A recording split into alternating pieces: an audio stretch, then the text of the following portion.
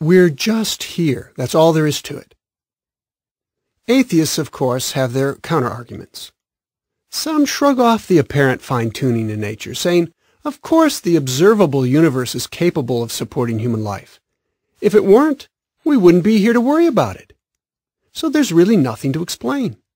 We're just here, and that's all there is to it. But do you find that a satisfying explanation for our existence? Another argument is that it will someday be proved that only one possible set of numbers can work in the equations that express the fundamental laws of nature. That is, the dials mentioned previously had to be turned to the right settings for the universe to exist at all. Some say, it's that way because it had to be that way.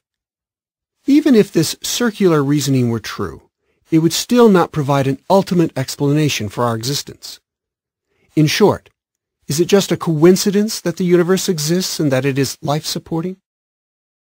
In efforts to explain by natural processes alone the design and fine-tuning evident in the cosmos, still others turn to what has been called the multiverse or many-universe theory.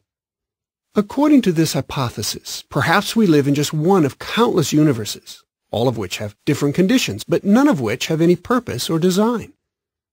Now, according to that line of reasoning and the laws of probability, if you have enough universes, eventually one of them should have the right conditions to support life. However, there actually is no scientific evidence to support the multiverse theory. It is pure speculation. After stating that he did not subscribe to that hypothesis, Nobel Prize-winning biochemist Christian de Duve said, "In my opinion, life and mind are such extraordinary manifestations of matter that they remain meaningful, however many universes unable to give rise to them exist or are possible. Diluting our universe with trillions of others in no way diminishes the significance of its unique properties, which I see as revealing clues to the ultimate reality that lies behind them." The following is supplementary information. Did it spring from nothing?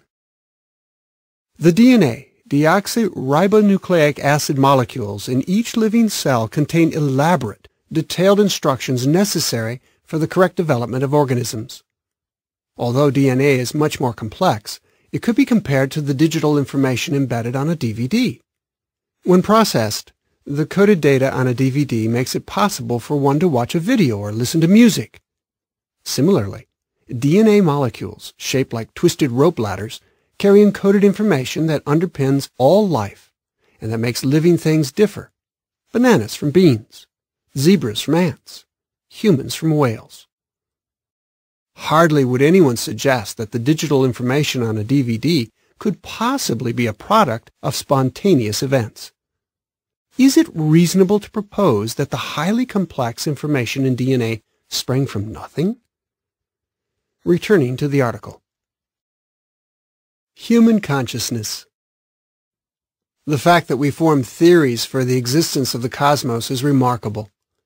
In a universe without purpose, such an ability would have to be nothing but the result of a mindless process. Does that seem reasonable to you? The human brain has been described as the most marvelous and mysterious object in the whole universe. No amount of knowledge in the fields of physics and chemistry can in itself produce adequate explanations for the human capacity for abstract thought and our widespread search for purpose in life. Either the human mind, with its quest for understanding, was put in place by a superior intelligence, or it arose randomly. Which of these two possibilities seems more reasonable to you? Another explanation? Science indeed has told us much about how the cosmos, the world, and living organisms work.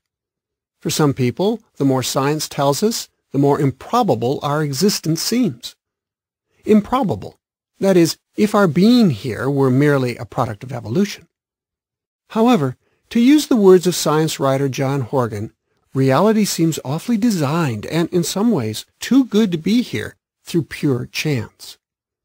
Physicist Freeman Dyson similarly commented, "The more I examine the universe and study the details of its architecture, the more evidence I find that the universe in some sense must have known that we were coming."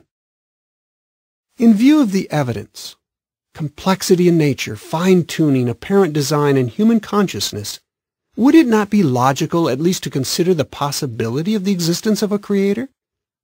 A very good reason for doing so is that a creator should be able to tell us how life appeared and whether life has a purpose. Questions that science is incapable of answering. These questions are addressed by the writings called the Bible, or the Holy Scriptures, whose writers claim to be inspired by the Creator. Why not consider what the Bible says on these matters?